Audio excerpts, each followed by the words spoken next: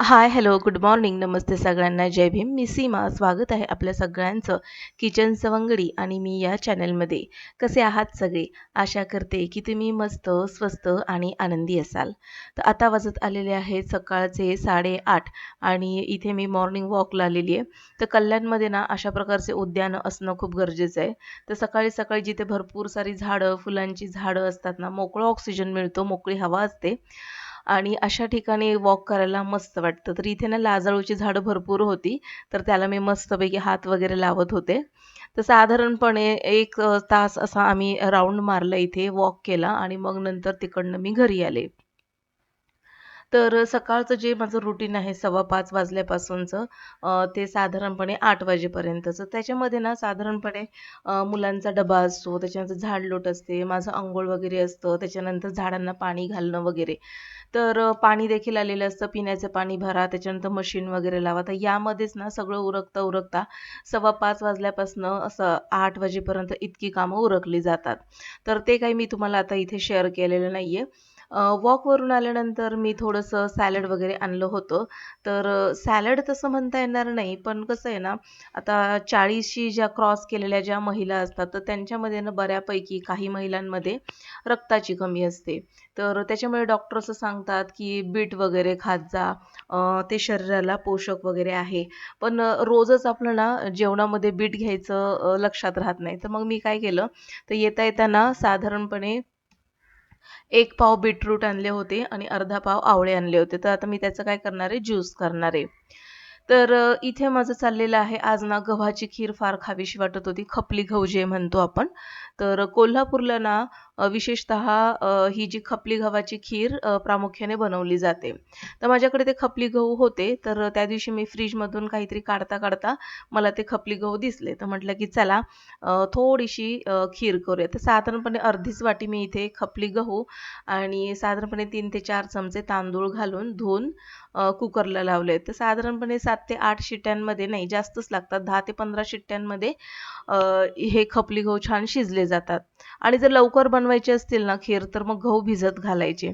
मस्तपैकी गव्हाची खीर होते. त्याच्यामध्ये गूळ आणि नारळाचं बारीक किसलेलं नारळ वगैरे घालायचा. खूप छान अशी खपली गव्हाची खीर होते. आता ही खपली गव्हाची खीर ना खूप पौष्टिक आहे बरं का. म्हणजे पूर्वीच्या काळामध्ये ना असं गोडधोड काय बनवायचं किंवा पाहुणे वगैरे आले किंवा मग असं एखादा सणवार वगैरे आला, तर त्यावेळेस ना म्हणजे एकदमच आपल्या आजी-आजोबांच्या काळामधली गोष्ट मी सांगते. तर त्यावेळेस ना आमच्या आजी सांगायची, की खपली गव्हाची खीर बनवली जायची किंवा मग पोळ्या तर ह्या वारंवार असायच्या सणावाराला, ठरलेल्याच असायच्या. मग अधेमध्ये ना असं कोणी पाहुणे वगैरे आले, तर खपली गव्हाची खीर वगैरे बनवली जायची. खूप पौष्टिक आहे, भरपूर सारं फायबर आहे आणि खूप हेल्दी अशी खीर आहे. तर तुमच्याकडे खपली गहू मिळत असतील तर नक्की एकदा करून बघा.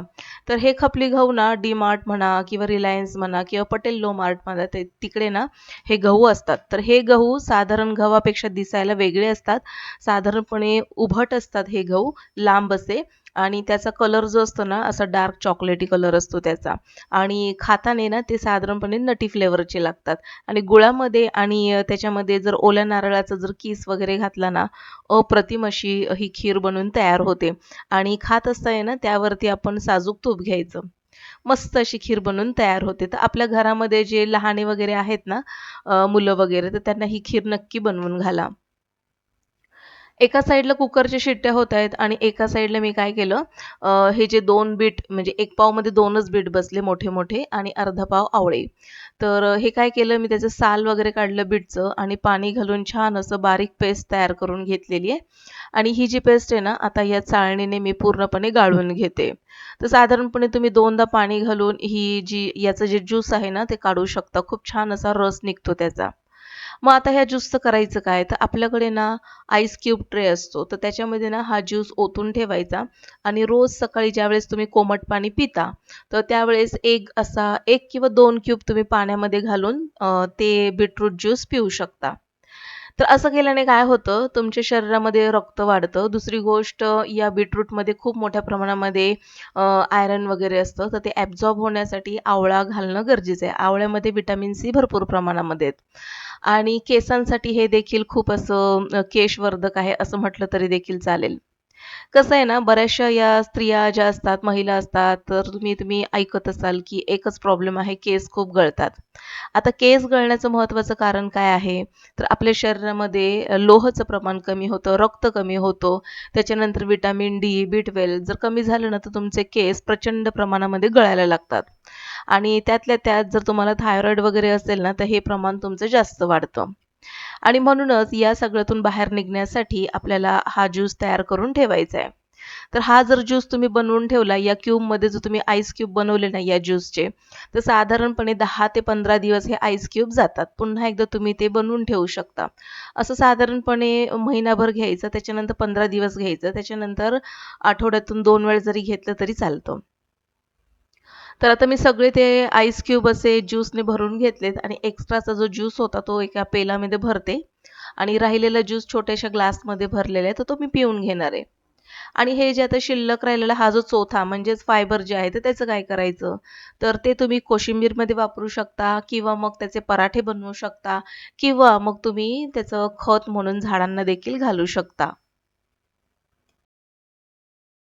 तर मला असं प्रामुख्याने वाटतं, की ज्या वेळेस डॉक्टर आपल्याला सांगतात, की रक्त कमी वगैरे झालंय, तर अशा वेळेस ते रक्तवाढीच्या हिमोग्लोबिनच्या गोळ्या वगैरे देतात. पण असा जर ज्यूस तुम्ही जर बनवून ठेवला आणि त्याचं सेवन जर तुम्ही महिनाभर जर केलं ना, तर तुमच्या रक्तामध्ये नक्कीच बदल जाणवेल. तर हे एक घरगुती असं मी एक रेमेडी तुम्हाला सांगितलेली आहे. बरेच जण करतात, तर तुम्ही देखील करा ती. आणि डॉक्टरला पैसे घालवण्यापेक्षा हे केलेलं कधीही चांगलं, नाही का? आणि फ्रेश बीटरूट मिळतात, त्याच्यानंतर फ्रेश आवळे आलेले आहेत बाजारामध्ये, तर खूप फायदेशीर आहे. तर सगळं मी आवरलं किचनमधलं आणि आता इथे ना दिवाबत्ती वगैरे करायची राहिली होती. वॉकवरून आल्यानंतर मी काहीच केलं नव्हतं. तर आता ते सगळं मी करून घेते दिवाबत्ती वगैरे.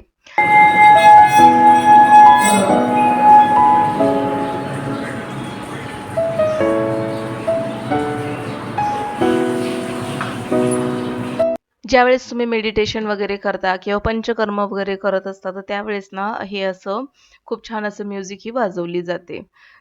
तर सकाळचं हे रुटीन माझं खूप प्रसन्न असतं आणि खूप छान वाटतं. तर क्लास भरला 11 वाजले. मुलं हा शनिवारचा व्लॉग मी तुमच्याशी शेअर करते आणि शनिवारी होती 14 तारीख.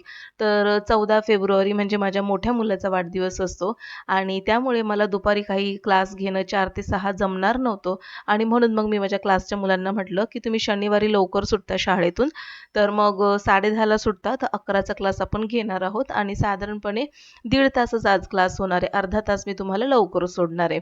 कारण की मोठ्या मुलाचे मित्र वगैरे येणार होते. मग त्यांचं सगळं स्वयंपाक वगैरे करायचा होता मला. त्याच्यामुळे मग मुलं ना 11 वाजता आले.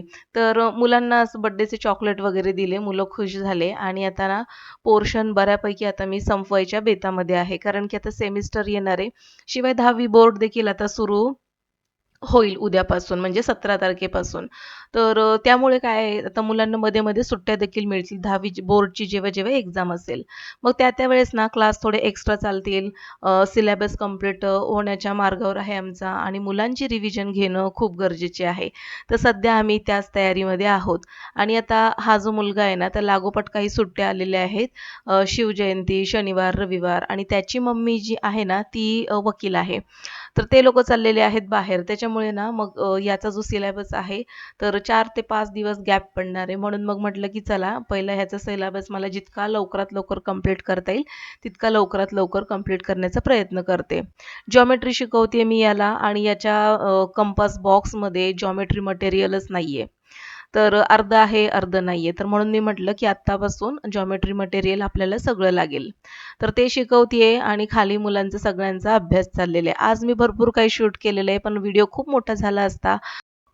म्हणून मी या व्हिडिओचा अर्धा भाग मी उद्या नक्की तुमच्याशी शेअर करेल. तो पूर्ण बघा आणि हो, माझे व्हिडिओ जर तुम्हाला आवडत असतील ना, तर नक्कीच लाईक करा आणि सबस्क्राईब करून बेल आयकॉन प्रेस करा.